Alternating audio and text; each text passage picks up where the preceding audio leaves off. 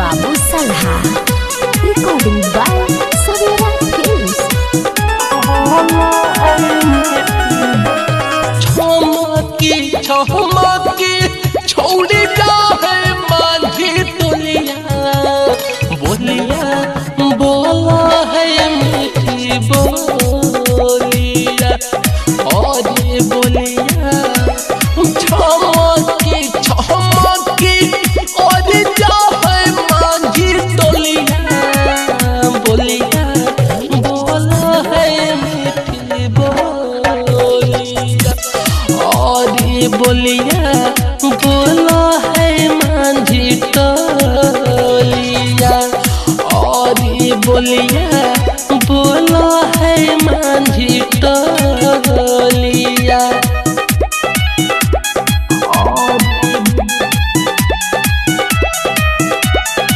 Music director टुनटुन बाबू सल्हा।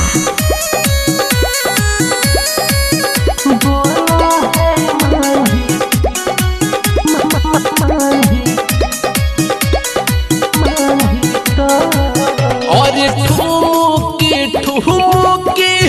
और जा है माझी टोलिया गलिया कहू है छुए गलिया और गलिया और ठुमकी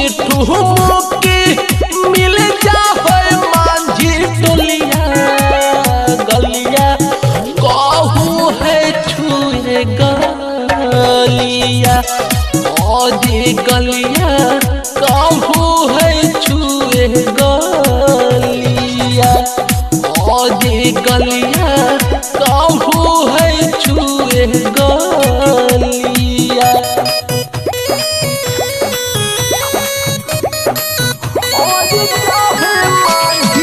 म्यूजिक डायरेक्टर टुनटुन बाबू सल्हा।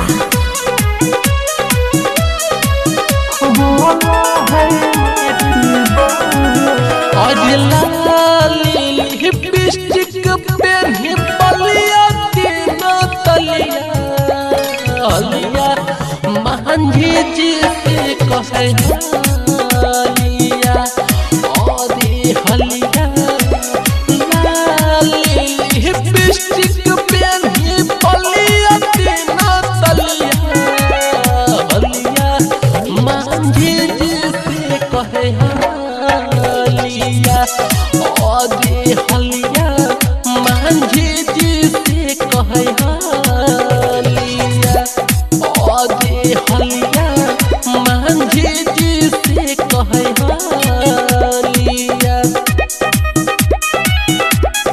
बोलिया। म्यूजिक डायरेक्टर टुनटुन बाबू सल्हा।